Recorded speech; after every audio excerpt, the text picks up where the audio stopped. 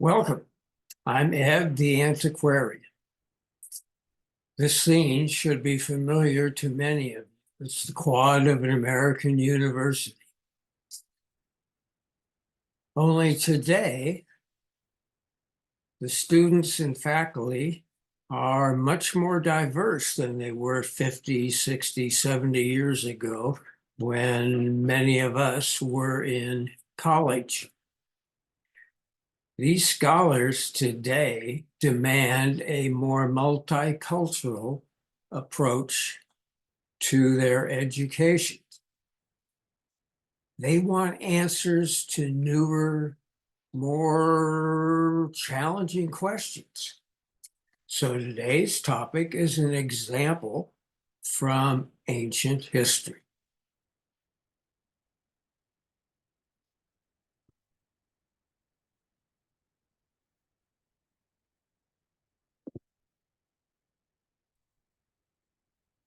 Was ancient Greek culture shaped by the Egyptians? In other words, is it true that ancient Greek culture was not in the spontaneous outgrowth of the European genius? Let's take a look. Now, the traditional premise of Western civilization is twofold. One, the Greeks and Romans created a cultural foundation for Western societies in our philosophy, literature, art, politics, law. Secondly, Christianity provided a religious framework in which all of Western civilization, it was hoped, could manifest its religious and spiritual needs. And it also shaped Western morality.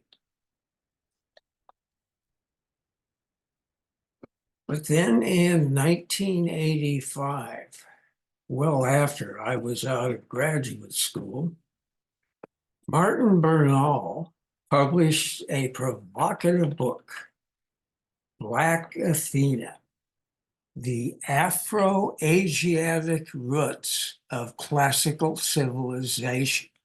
That is, classical Greco-Roman civilization was based on African, Egyptian, and Asian, that is Phoenician and Levantine foundations.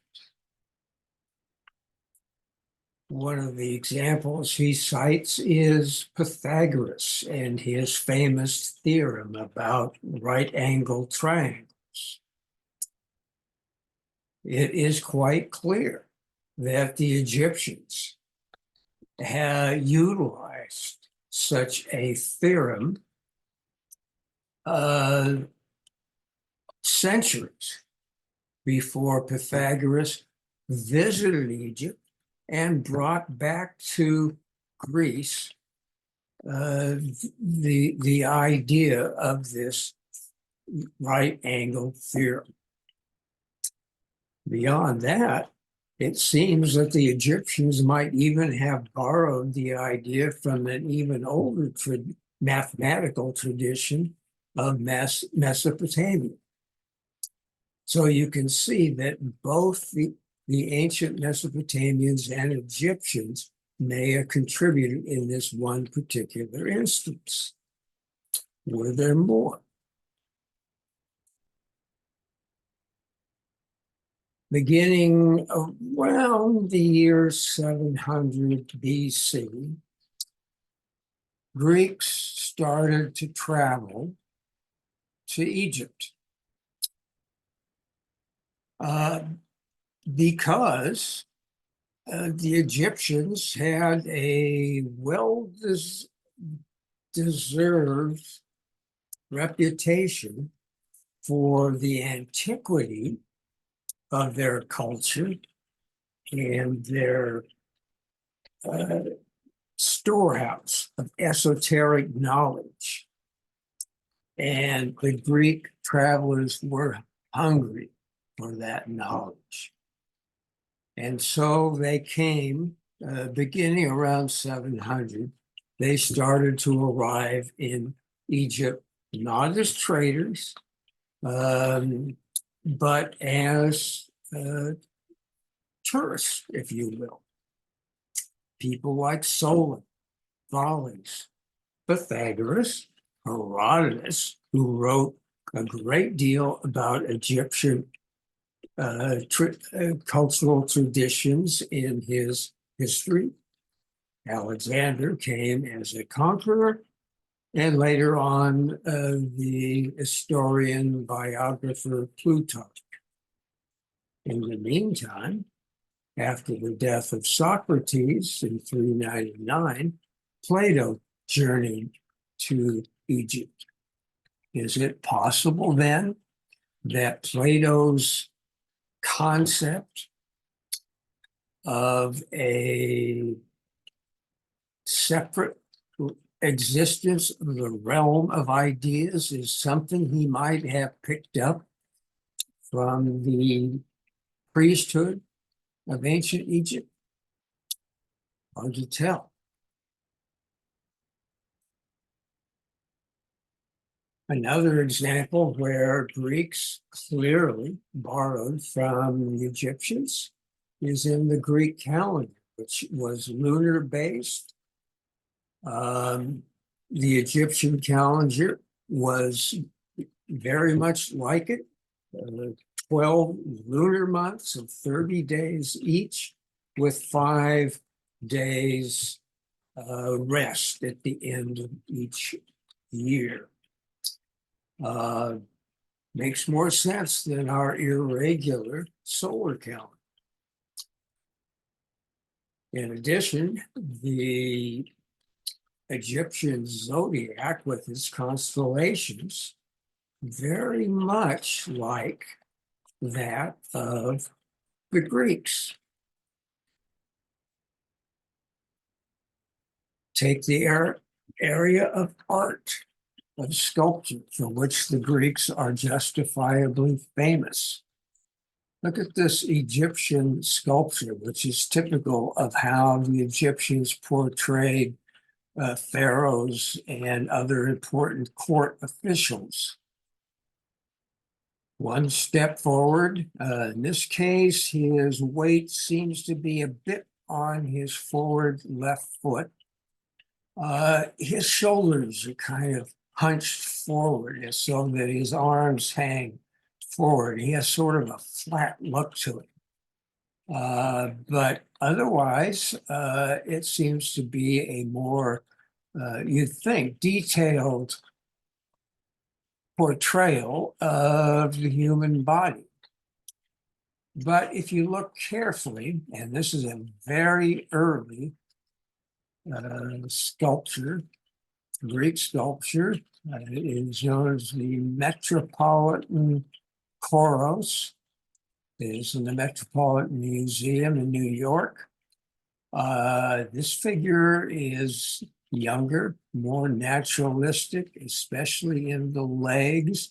His weight seems to be on this leg, the back foot, and stepping forward. His shoulders are more relaxed, more natural. His arms hang down in a more natural fashion.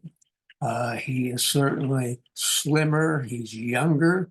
He is, as all Kouroi are, meant to be a youthful nude male, which was much admired in the ancient Greek culture.